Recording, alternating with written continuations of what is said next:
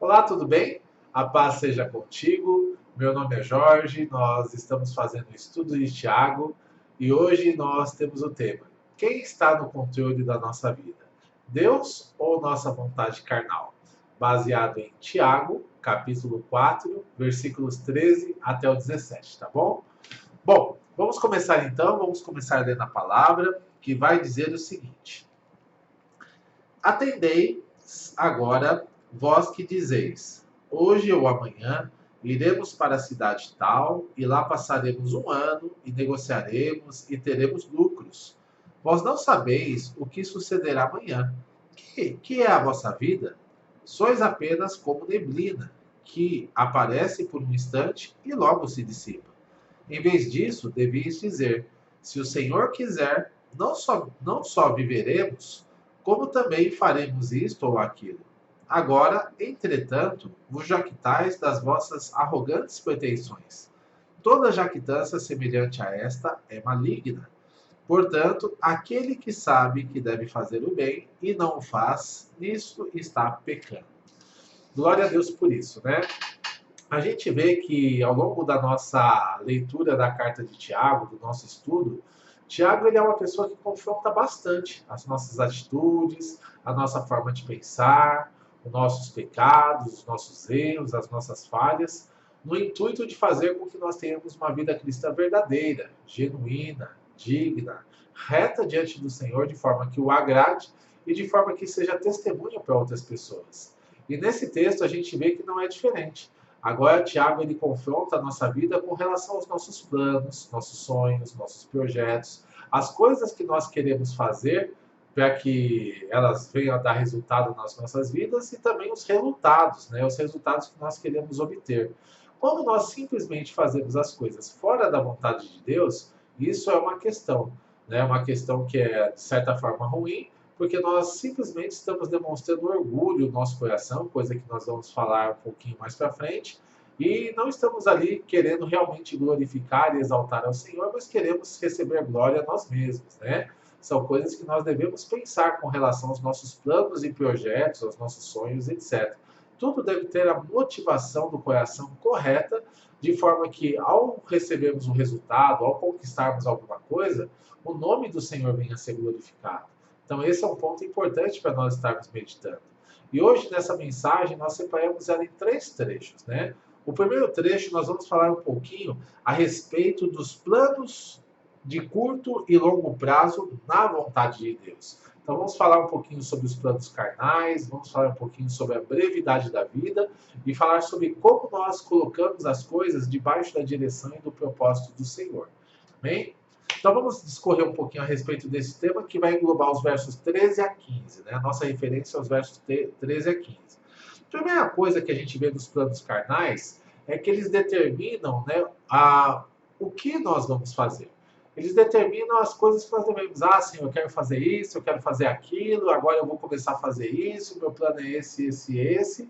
E no máximo que a gente faz, quando nós estamos andando na carnalidade, a gente fala: Senhor, agora o Senhor abençoe que o plano já está pronto. Já está pronto o plano, o passo a passo, já estão prontos os resultados, e agora só preciso da sua bênção para que o meu projeto ele seja bem sucedido ali no nome de Jesus, né? Então, às vezes a gente faz dessa forma. Nós usamos o nome de Jesus para atuar dessa forma. E essa não é a forma correta, né? A gente vai ver que primeiro nós consagramos nossos planos a Deus, para depois, debaixo de uma direção do Senhor, a gente possa se mover em ação e essa ação ser bem sucedida de forma que o nome do Senhor seja glorificado. Mas a primeira coisa que nós fazemos muitas vezes é isso, é criar os nossos planos, os nossos projetos. Aqui na Bíblia ele fala lá, né? Atendei o que é a vez de dizer, iremos para tal cidade, hoje ou amanhã.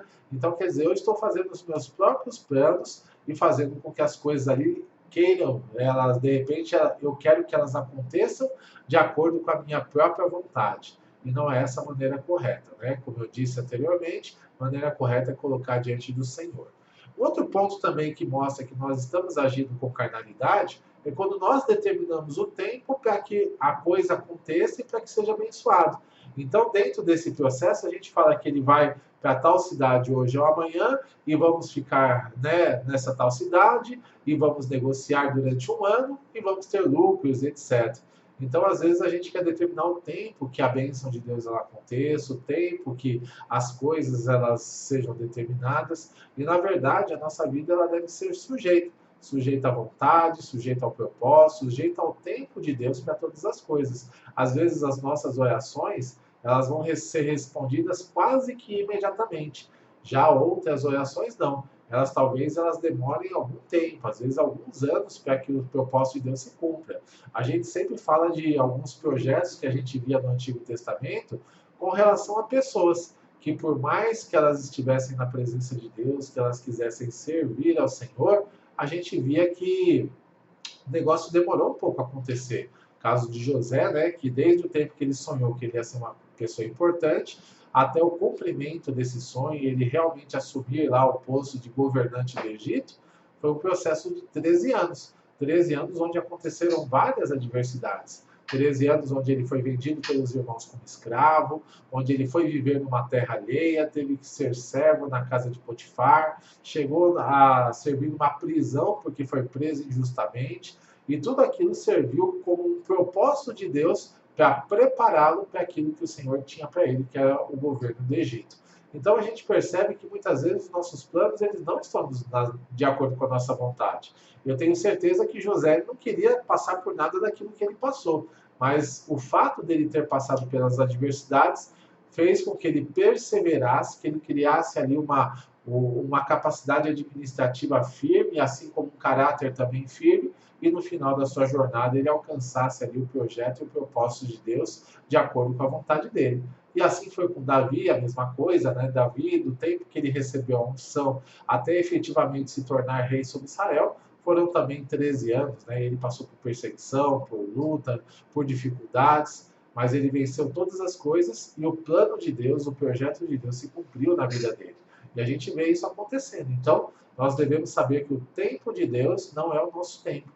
O tempo de Deus ele é diferente do nosso, nós que confiamos nele, que cremos que o Senhor tem o melhor para nós sempre, nós vamos nos sujeitar ao tempo de Deus para que ele realmente possa nos abençoar e possa reverter toda a situação adversa. Então, quando nós queremos determinar o tempo, significa que nós ainda estamos agindo de acordo com a nossa própria carne, de acordo com o próprio orgulho do nosso coração e não estamos nos sujeitando a Deus da maneira como devemos. Então, esse é um outro ponto aí. E outro ponto que também nos mostra que somos carnais é como nós queremos determinar quais serão os resultados da nossa vida. Às vezes a gente fala, vou fazer isso e aquilo e vai dar esses resultados nesse período de tempo. A gente tem que ter metas, temos que ter objetivos, planos, mas essas metas elas têm que ser inspiradas pelo Senhor. Esses objetivos, esses planos, eles têm que vir da inspiração do Espírito Santo sobre as nossas vidas. E não nós que carnalmente vamos lá e determinamos quais serão as metas e os objetivos que nós mesmos propomos para os nossos planos. Haja vista, por exemplo, Paulo, ele saiu numa viagem missionária. Em um determinado ponto ele queria ir para um lugar e o Espírito Santo falou, não, para lá você não vai. E depois ele falou, então vou para outro lugar. O Espírito Santo ele falou, para lá você também não vai. Então ele para e espera a vontade do Senhor. Qual será a vontade do Senhor? E aí ele tem um sonho, falando que um homem fala para ele, passa a Macedônia e nos ajuda. E aí Paulo entendeu que era da vontade de Deus que ele fosse para a Macedônia. E ali ele foi, debaixo da bênção, debaixo do seu propósito, começou pregando, teve algumas situações, né, ganhou algumas mulheres para Jesus, inclusive uma mulher chamada Lídia, que era uma pessoa importante dentro do contexto daquela região, e ali ele continuou a pregação até que chegou uma mulher que ficava, esses homens são servos de Deus, esses homens servem ao Deus Altíssimo, e ficava gritando após eles, falando só esse tipo de coisa. E embora se fosse verdade, que eles realmente eram servos de Deus, e que eles estavam ali em nome do Senhor, mas aquilo estava atrapalhando. E Paulo teve um discernimento que aquela mulher ela tinha um espírito de adivinhação e estava sendo usada pelo inimigo para que pudesse atrapalhar a sua mensagem e o seu propósito naquele lugar. Então ele faz a libertação daquela mulher, e ao fazer a libertação daquela mulher, existiam por trás delas algumas pessoas que lucravam muito com as suas adivinhações, e eles perderam a sua esperança de lucro. E eles fazem ali uma rebelião contra Paulo, fazem com que Paulo ele vá para a cadeia, e nessa cadeia lá ele é açoitado, ele é maltratado, e ele vai estar numa prisão fria, injustamente e sem nenhum tipo de situação. E ele poderia reclamar, né? Falar, nossa, eu vim aqui debaixo do propósito de Deus, ganhei algumas poucas almas e agora eu estou aqui na cadeia, né? Estou sofrendo, estou machucado, estou num lugar frio. Só que ele não fez nada disso. Ele começou a louvar, agradecer ao Senhor, e ali o poder e a presença de Deus se manifestaram, e ele foi liberto, não somente ele, como todos os presos, e aquele carcereiro que estava cuidando ali, ele até pensou em se matar, mas Paulo vai lá, salva a vida dele, ganha ele para Jesus, ganha a família dele para Jesus, é tratado, é curado e depois dá sequência do seu ministério. Então, se nós observarmos ali os resultados do ministério de Paulo, ele ganhou uma mulher, mais algumas amigas, e ganhou o carcereiro ali para Jesus, mas o ministério até então não tinha sido tão frutífero, né? Fora que ele apanhou, foi preso, foi, né, estava machucado, ferido, mas os resultados foram exatamente os resultados que o Senhor queria para aquele momento na vida dele.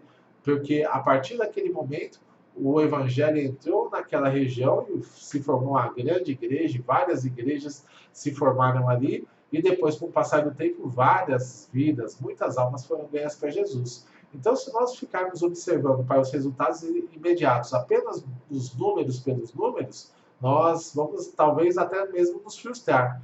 Mas o pouco com Deus é muito e o muito sem Deus é nada. Então é melhor a gente ter resultados que para as pessoas podem até parecer insignificantes ou pífios mesmo, mas para Deus eles têm grande valor e certamente eles vão abrir portas muito maiores quando menos nós esperarmos. Então nós devemos confiar os nossos resultados, os nossos propósitos ao Senhor, porque Ele sim, Ele conhece todas as coisas e sabe o que é bom para nós e quais são os resultados que Ele deseja para a nossa vida, em nome de Jesus. Então esse é o ponto, né? Não agir carnalmente, nem com relação aos nossos planos, nem com relação ao tempo, nem com relação ao resultado, porque é o Senhor que está no controle das nossas vidas e Ele vai fazer de acordo com a vontade dele se nós nos sujeitarmos a isso. Então esse é um ponto importante.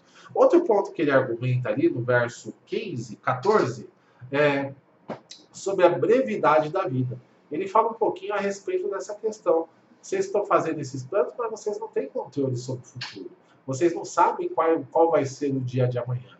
Isso é verdade, né? Quantas pessoas ali no final de 2019 queriam o ano de 2020, que era o ano da retomada, o ano das coisas boas, né? Que queriam ali que fosse um ano maravilhoso, e de repente vem uma pandemia e acabou com todos os planos, todos os projetos, muitas coisas que estavam consolidadas acabaram ali, né, se perdendo, e a gente vê que tudo isso foi uma simples pandemia que afetou não somente a nossa nação, mas o mundo inteiro.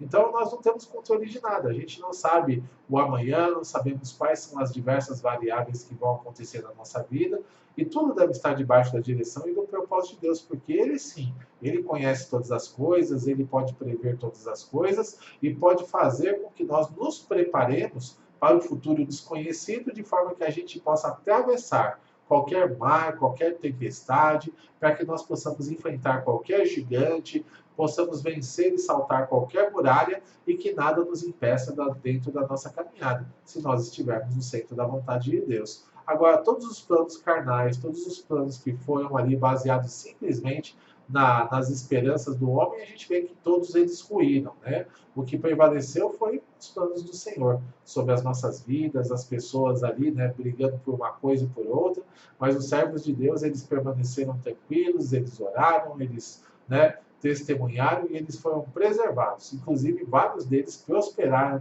dentro desse tempo de situações adversas, porque a bênção do Senhor está sobre a nossa vida e se nós confiarmos realmente nele, a gente sempre vai estar avançando independente das circunstâncias externas. Então, isso é um ponto importante, né? Não sabemos o amanhã pertence a Deus, mas sabemos que Deus ele está no controle de tudo e se nós estivermos no centro da vontade dele, ali é o lugar seguro para nós. Amém? Glória a Deus. O outro ponto que nós também devemos ver é que a vida ela passa num instante, né? Ele fala o que é a vida. Hoje você está aqui com uma neblina e amanhã já se dissipou, né? Ou seja, a gente vive, por mais que possa parecer uma grande quantidade de anos, 70, 80, 90, alguns chegam até 100 anos, né? Com bastante vitalidade, mas a gente vê que é tudo muito breve. O certo é que um dia a vida acaba. E quando você menos espera, a vida passou. Ontem a gente era criança, estava brincando ali de pega-pega, esconde-esconde, aquela coisa toda, e daqui a pouco nos tornamos adolescentes, daqui a pouco já estávamos com 18, 40, 50, 70 anos e a vida passou. Simplesmente passou. Então, o Senhor ele deseja que nós aproveitemos bem a nossa caminhada de vida. Que nós tenhamos sim planos, mas planos baseados nele, não em nós, porque se nós simplesmente ficarmos fazendo um monte de coisa baseada na nossa própria carne, vamos estar rodando em círculos, vamos estar perdendo tempo. Às vezes a gente consegue uma bênção em uma área, mas isso desequilibra todas as outras, porque aquilo que está fora da vontade do Senhor é assim. Né? Às vezes a gente está lá, consegue uma grande bênção na carreira, mas perde a família. Quantas pessoas que nós lemos as biografias de gente de sucesso, mas é um sucesso somente na carreira. Tinha que trabalhar lá 15, 16 horas para conquistar aquilo que conquistou e perdeu a esposa, não viu os filhos crescerem, não teve relacionamento com os pais acabaram partindo para o Senhor, né? E eles não tiveram ali relacionamento e quando vai ver, já estão velhos, né? Tem ali bastante dinheiro, tem bastante sucesso, reconhecimento das pessoas, mas aquilo que é importante realmente acabou ficando para trás. A gente vê, por exemplo, no leito de morte, né, quando as pessoas estão próximas à morte ou estão doentes, ninguém chega lá e fala, puxa, eu queria tanto ser curado para fazer mais horas extras, para ganhar um pouco mais de dinheiro, para, né, fazer, viajar um pouco mais a negócios. Ninguém fala isso. As pessoas querem falar, puxa, devia ter passado mais tempo com meu filho, devia ter passado mais tempo com meus pais, devia ter me dedicado mais à minha esposa, ao meu marido, no caso das mulheres, né? Então a gente pensa ali que as coisas importantes a gente vai deixando de lado para correr atrás de vento e depois, quando realmente chega o tempo ali da gente pensar em desfrutar, a gente acabou perdendo as coisas importantes da nossa vida, né? A família, os amigos verdadeiros, a presença de Deus e tantas coisas que nós poderíamos ter aproveitado se nós tivéssemos ali tido uma vida mais equilibrada. E Jesus, quando ele cria planos para nós, ele traz equilíbrio. Ele traz equilíbrio de forma que cada coisa esteja no seu lugar, cada coisa seja feita no seu tempo. Talvez a gente não encontre um sucesso muito grande em uma determinada área, mas certamente todas as áreas da nossa vida vão avançar e tudo vai estar debaixo da presença do Senhor. E quando nós olharmos para trás, a gente vai falar, puxa, vivi uma vida na presença de Deus e graças a Deus me sinto realizado, me sinto cheio de vida, me sinto cheio de propósito. E hoje eu posso partir para a glória porque eu cumpri o meu propósito nessa vida, cumpri o meu propósito durante a nossa caminhada. Eu tive o privilégio de andar com algumas pessoas, né? Algumas senhoras que oraram por mim, oraram comigo durante vários anos da minha vida, e a gente viu a partida delas, né? Quando elas chegaram lá dos 90, 90 e tantos anos, partiram e partiram em paz. Algumas delas até falaram, olha, não precisa nem mais orar por mim, porque agora eu estou indo para o hospital e eu não volto mais. Eu estou indo para o meu Senhor Jesus. Cumpri o meu propósito nessa vida e agora eu estou partindo ali para que tudo venha dar certo ali para a glória do Senhor. Então é isso, sabe? Às vezes a gente tem que ter essa certeza. A certeza de estarmos tendo uma aliança viva e verdadeira com Jesus, porque essa aliança ela nos traz paz, ela nos traz alegria em todas as circunstâncias e faz com que a gente esteja num crescente contínuo em todas as áreas da nossa vida, mesmo passando por lutas e dificuldades. E no final da nossa jornada a gente não vai temer a morte, não vamos ter medo de ter perdido alguma coisa, não vamos ter medo de ter deixado alguma situação para trás, alguma pendência, porque o Senhor fez com que nós pudéssemos ser realizados em tudo.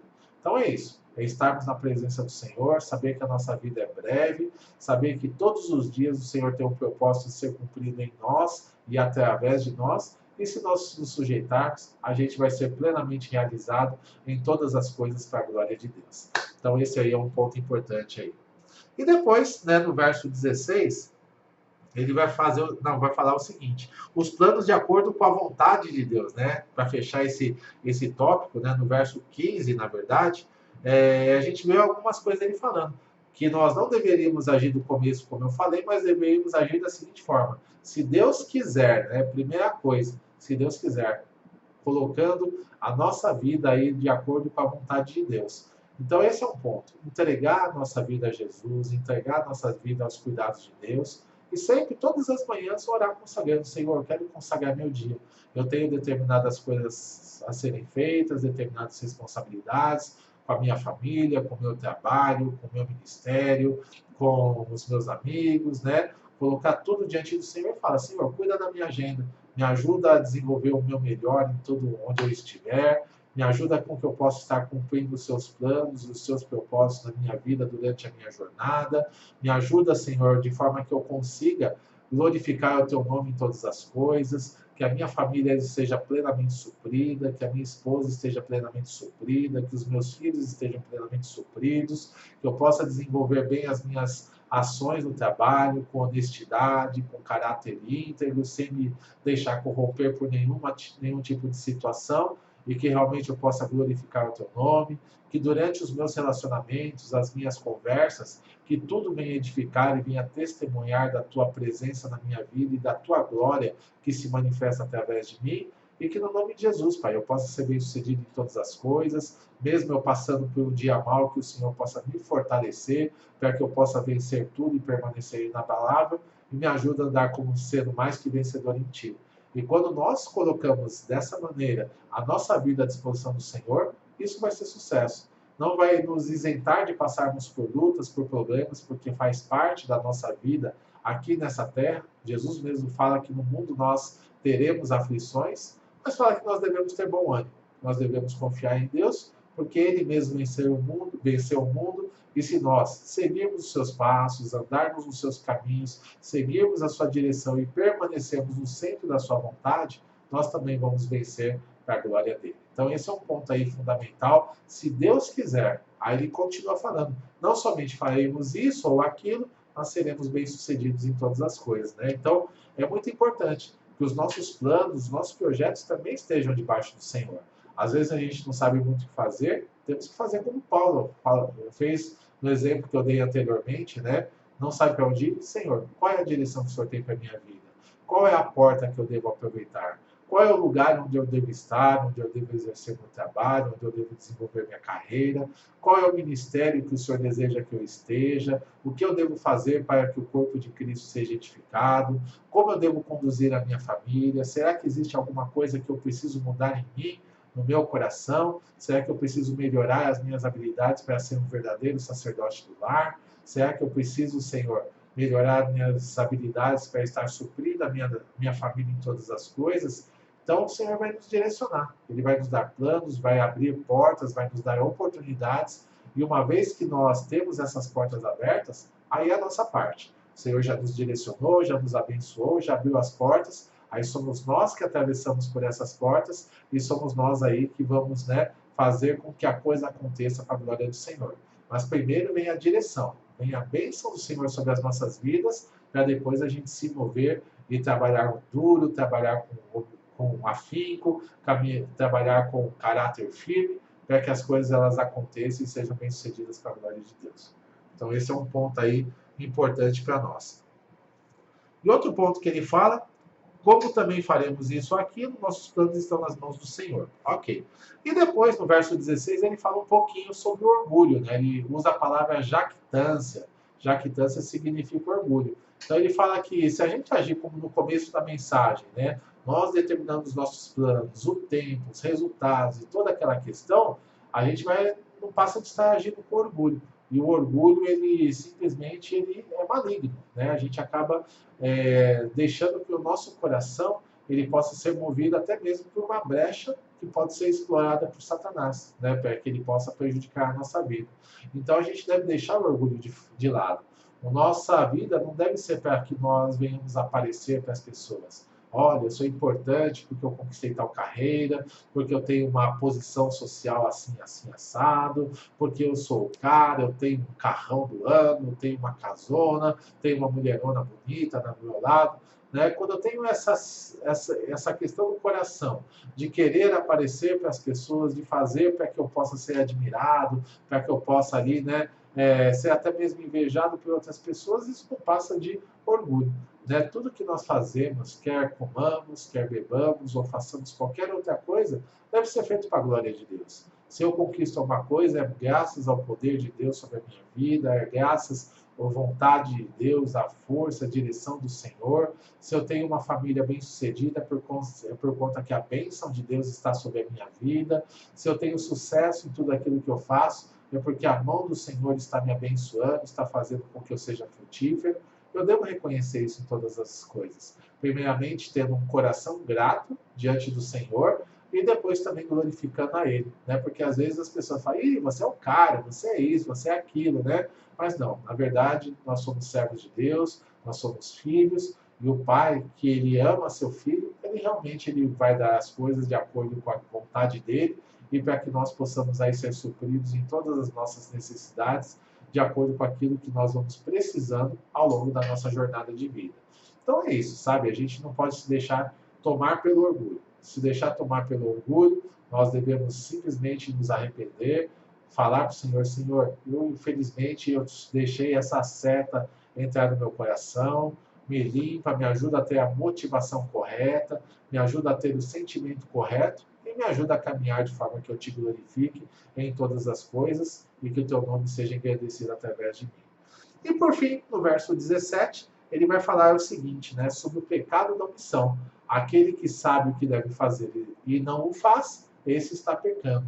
Ou seja, existem pecados por ação, que a gente sabe que está errado e a gente vai lá e faz, e isso é pecado, isso está aí, né, quebrando a vontade de Deus para as nossas vidas, quebrando as regras de Deus e nos afastando dos caminhos do Senhor, de acordo com aquilo que nós estamos fazendo. Agora, o pecado de omissão é diferente, é uma coisa que nós não fazemos, né? É coisa que nós sabemos que deve ser feito, mas por algum motivo a gente vai e não faz. Às vezes dá até algumas boas desculpas. Ah, eu não estou sentindo de fazer, não sei se é a vontade de Deus para a minha vida, não sei se é isso que eu devo fazer, né? Mas a vontade de Deus, ela está muito bem expressa através da sua palavra, ela fala para aquele que não mentir, não deve mentir em nenhuma circunstância, ela fala para a gente ser honesto, a gente deve ser honesto em todas as circunstâncias, mesmo que desagrade as pessoas, mesmo que desagrade os sistemas que nós, de repente, estamos inseridos.